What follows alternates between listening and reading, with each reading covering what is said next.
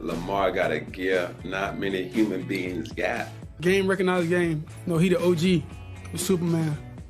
For him to be as successful and to make the impact, the big splash in this game, not many people have done it. I say Michael Vick, I say Lamar. I don't even think I'm in that stratosphere. I watched Cam since Auburn. Everyone in the country did. Everyone knew about Cam Superman, doing his thing. And a lot of us looked up to him. He's a mobile quarterback. He do his thing. He's a person who has took this league by storm, and especially early on the doubt that came with it. I mean, we all can relate to being second guess, question, can he play? He got bust written all over him and things like that. And for him to succeed through it all, makes him the true underdog story that we all love to root for. Cam Newton and Lamar Jackson sharing appreciation for each other. And look, two of the best quarterbacks in the NFL getting together Sunday night, NBC. MVP last year, Lamar Jackson. MVP 2015, Cam Newton. Peter, I agree with everything these guys are saying. I wish Cam Newton hadn't missed the time that he missed, because to me, that felt like the moment that, what they were building just completely fell apart in New England, and they've been scrambling to try to put it all back together since Newton caught COVID-19. Yeah, I agree totally, Mike. I think they were on the path to be an interesting, probably not a playoff team, but an interesting contender this year. And who knows what the future holds, but I tend to think that any team that's down in the closing minutes by 10 points to the New York Jets probably is going to have to play for 2021. This has a potential to be an interesting game. I think, though, that if I were Baltimore, I would be thinking a lot about doing what I do best. And it's weird to think that you have the MVP quarterback on your team. But to me, I have seen so many times this year where they get the run going, and it's like Dalvin Cook East. They are just absolutely unstoppable a lot of times, even without Mark Ingram. So to me, if I were Baltimore, I would make sure that I had two ways to go coming into this game. But I think that this is going to be a game where they run the ball an awful lot. And that brings us to Speed Round, Beware the Underdog edition. Ravens, Patriots. You mentioned that running game, 265 yards against the Steelers. They lost the game. They shouldn't have. Lamar Jackson, a big part of the running game. Mark Ingram, his status remains in doubt. They've got Gus Edwards. They've got J.K. Dobbins. They've got plenty of guys who can get it done. And the Patriots, we saw the last time they faced a great running team, they were run off the field by the San Francisco 49ers. So, Peter, I think that really is a key to this one. Just keep it simple. Do what you do best. Don't get intimidated by the fact that it's the Patriots. John Harbaugh told me after the game last week, look, it's still the Patriots. It's still Bill Belichick. We got a young team that's still learning how to win. We have to take them seriously, and I think they will. And if they do, it shouldn't matter that it's the Patriots. The Ravens should be the better team, and they should be able to win the game easily. I think so. But again, look, they have had a lot of fits and starts with their offense this year, Mike. So I agree with you. Run this week, and just don't try to do anything too outlandish, and I think they win the game. Former Patriots quarterback Tom Brady, now with the Tampa Bay Buccaneers. Things were looking good until they weren't. An ugly loss on Sunday night. The third worst passer rating of his career, the worst single-game passer rating since November of 2006. He was asked if some losses, like last week's, stand out in his memory more than others. Here he is.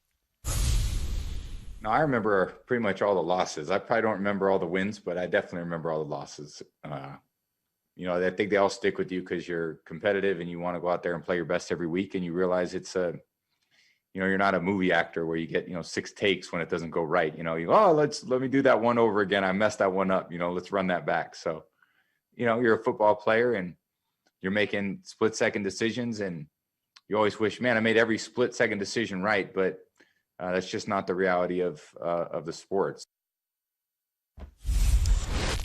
Peter, Tom Brady, pretty good spirits for a guy that got embarrassed in primetime yet again this year.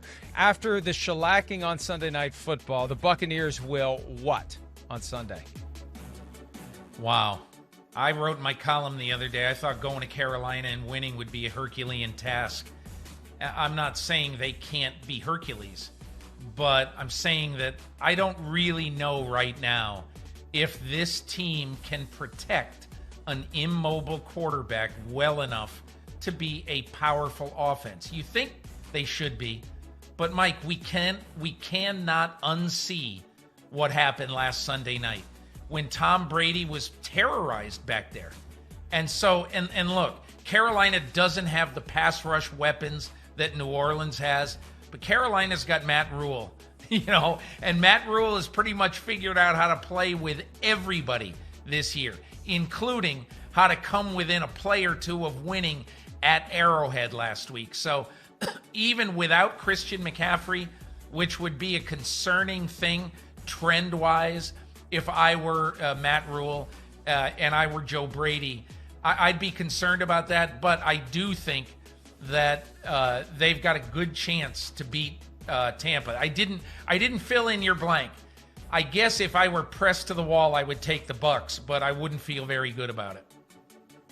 I think the Bucs absolutely need to reestablish themselves this week, or everything they've done will feel like smoke and mirrors all season long. That it's just something they've stitched together and ultimately it falls apart when pressure is applied to it. This is a critical game for them after what happened on Sunday night. All right, the Eagles 3-4-1 coming off of their bye week.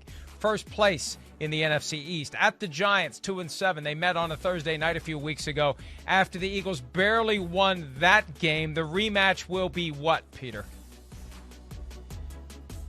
Surprisingly really good, and I like the Giants. And, I think one of the things that we're seeing is that because there isn't a complete team, or even close to a complete team, in the NFC East, you look for units, okay? And I start to look for units, and I say, the Giants' defense right now, I like them at this moment in time better than I like the Eagles' defense. Now, we'll see if that pans out. But what is so interesting about this division, you could have three-win teams at the end of this weekend. If Washington beats Detroit and the Giants beat Philadelphia, there could be three teams basically jockeying for position atop a historically bad division. But I'll just say one other thing. Mike, I found it really, really interesting that Brett Favre jumped on Carson Wentz this week. And because who's one of Brett Favre's best friends in the world? Doug Peterson. And it isn't like I'm not in any way implying that Doug Peterson said, "Oh man, I'm down on Wentz. I'm down." I'm sure, I'm positive that he didn't do that. But I'm saying it's just interesting that Favre just felt like, hey, I would have kept Nick Foles over Wentz. And did you see Wentz's reaction? It was basically, whatever. And the translation to me from Carson Wentz is, hey, thanks for kicking me when I'm down at the worst point of my career, Brett. I idolized you as a kid, and this is the thanks I get. So I don't know. I just thought it was such an odd story this week. I didn't quite get the timing of it and the feeling of it, that even though I thought Foles was great and wonderful in time and all that, Carson Wentz was the future of that team. You know Brett Favre far better than I ever will. Is it possible he's operating on some higher level of analysis where he thinks he's doing his friend Doug Peterson a favor by lighting a fire under Carson Wentz by saying what he said? Anything is possible, but I don't think Brett, and this is, Brett, the one thing about Favre, that when I talk to people about Favre, because obviously I was very close to him at one point, and I still am close to him, but I don't talk to him very much. But my point is that he's one of the smartest people about life and about different subjects, different topics. This is a guy who watched the nature channels and National Geographic incessantly. You know, he's got a very wide range of interests. And so I just think he said, this is what I think. And he said it. I don't think there was anything deep about it. I don't think there was anything dark about it. I think he simply gave his opinion when asked on a TV show.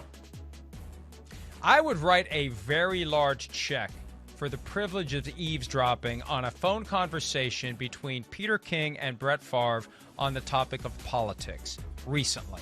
I would love to have heard that one. We probably would. We probably wouldn't have that conversation. Texans at the Browns. Texans in some sort of disarray with everything that happened this week with the firing of Amy Palchik, and that's going to be a mess for them for weeks to come. Unrelated to football, but kind of tied to the overall dysfunction of the team. Browns 5-3. The Browns will hang in the race for a playoff berth if what, Peter? If they can win games just like this one. You know, the Browns have an incredibly favorable schedule down the stretch. If they don't make the playoffs, I'm not saying heads should roll, but that would be a huge miss for this franchise at this point in time. Even though I think Deshaun Watson is to be feared anytime he steps on the field, I'll be very surprised if the Browns don't take care of business.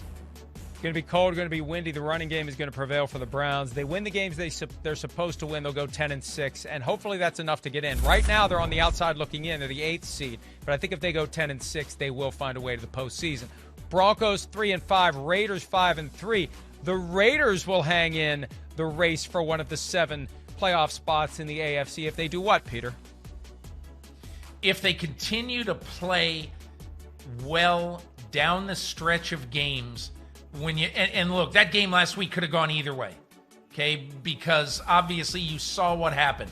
Isaiah Johnson is in it's the ball's either going to be caught or it's not going to be caught by the Chargers, right in the end zone. But the Raiders are making plays when past Raider teams did not make them. And look, you can say whatever you want about how the Chargers blew the game. I get it, but at the end of the day, it's like, did you win the game? Did you lose the game? And excuses are for losers. So the Raiders win that game, and they're playing better in the fourth quarter games when they absolutely need to, when games are won and lost than they have in the past. Hi, I'm Mike Tirico, and thanks for watching. Make sure to hit subscribe for the latest news and highlights from NBC Sports.